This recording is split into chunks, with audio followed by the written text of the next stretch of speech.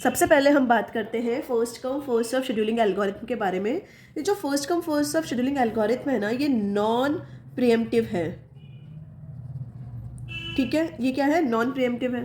तो इसमें क्या होगा, एक क्वेश्चन गिवन होगा जिसमें क्या गिवन है, 4 प्रोसेस गिवन है, P1 P2 P3 P4। उन सारी प्रोसेस के अराइवल टाइम गिवन होगा और बर्स्ट टाइम गिवन होगा। तो देखो P1 का अराइवल टाइम है 0, P2 का अराइवल टाइम है 1, P3 का 5 और P4 का 6 और इनके बर्स्ट टाइम भी गिवन है। अपन को कैलकुलेट करना होगा कंप्लीशन टाइम, TAT और वेटिंग टाइम।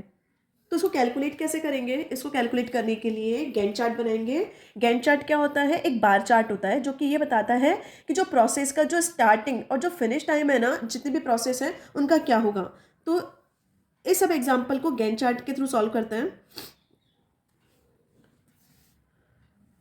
देखो, ये एज ए बार चार्ट होगा जिसमें सबसे पहले 0 टाइम पर कौन सी प्रोसेस आई है, प्रोसेस आई है P1। ठीक है, और P1 कितने टाइम के लिए आई है, उसका बर्स्ट टाइम क्या है P1 का 2। तो कितने टाइम तक चली P1, 2 टाइम तक चली, 2 सेकंड तक चली। फॉर एग्जांपल अपन इसको सेकंड में लेते हैं, लेकिन सेकंड बहुत ज़्यादा हो जाएगा। अगर अपन इसको सेकंड में लेते हैं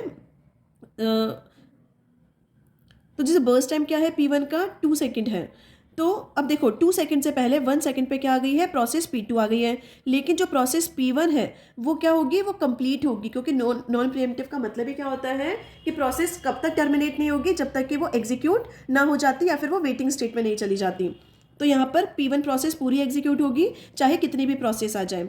2 सेकंड तक एग्जीक्यूट होने के बाद में देखो 1 पे अपने क्या आ चुकी है, P2 प्रोसेस आ गई है। तो अब क्या होगा, P2 प्रोसेस एग्जीक्यूट होगा।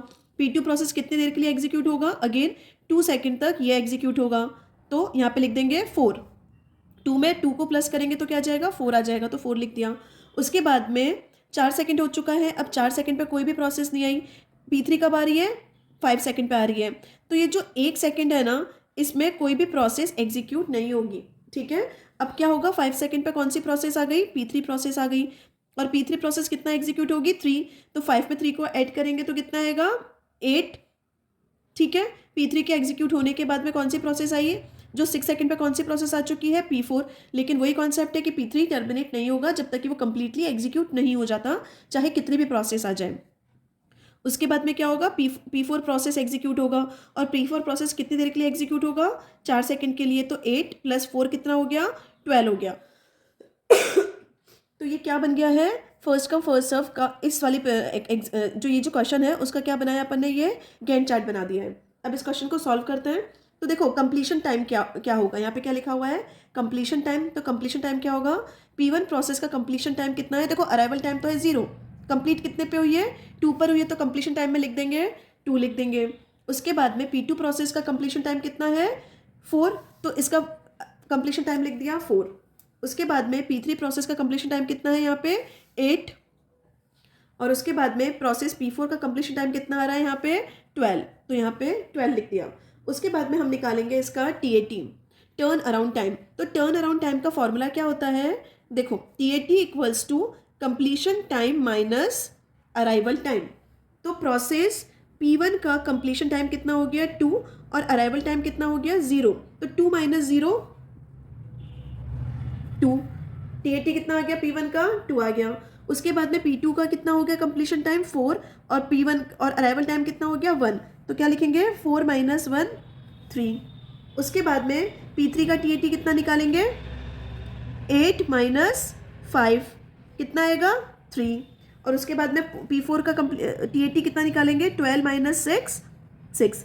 ये क्या आ गया, इन सबके P1 P2 P3 P4 के क्या आ गए, TAT आ गए। अब अपन क्या निकालेंगे, वेटिंग टाइम। तो वेटिंग टाइम का फॉर्मूला क्या होगा, waiting time = TAT minus burst time. तो बर्स्ट टाइम कितने हैं, ये रे प्रोसेस के बर्स्ट टाइम। तो क्या होगा, अब TAT minus burst time, 2 - 2, waiting time कितना हो गया P1 का, 0। उसके बाद में वेटिंग टाइम क्या होगा P2 का, 3 - 2 1।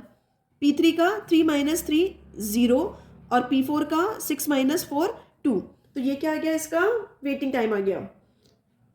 अब क्वेश्चन ये पूछा जाता है आरटीयू में कि इस क्वेश्चन का, इस प्रोसेस, इस पूरे क्वेश्चन का या तो एवरेज वेटिंग टाइम बताओ और एवरेज टर्न अराउंड टाइम बताओ। तो एवरेज निकालने के लिए अपन क्या करेंगे, इन सबको टोटल कर देंगे।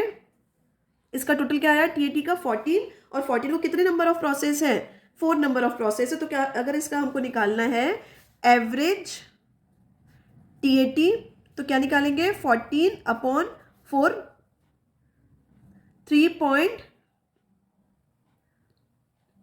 3.5 के समथिंग में क्या आ गया, इसका एवरेज वेटिंग टाइम आ गया। ऐसे एवरेज टर्न अराउंड टाइम आ गया। ऐसे इसका क्या निकाल लेंगे, एवरेज वेटिंग टाइम निकाल लेंगे। ये जो first come first serve process होती है ना, वो क्या करती है, सिर्फ फर्स्ट जो पहले आई है ना प्रोसेस, उस पर फोकस करती है, चाहे उसका जो बर्स्ट टाइम है ना उसके ऊपर फोकस नहीं करती। और जो बैकग्राउंड प्रोसेस होती है ना, उसके लिए फर्स्ट कम फर्स्ट सर्व जो शेड्यूलिंग है काम में ली जाती है।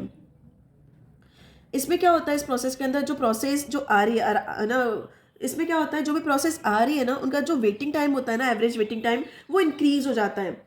और इसकी डिसएडवांटेज क्या होती है कि कॉन्वॉय इफेक्ट होता है एक। और इसका डिसएडवांटेज क्या होता है फर्स्ट कम फर्स्ट सर्व का, कि देखो मान लो सपोज है ना, 2 प्रोसेस आई P1 P2, तो जो P1 का जो अराइवल टाइम है ना वो है 0, और P2 का अराइवल टाइम है 1।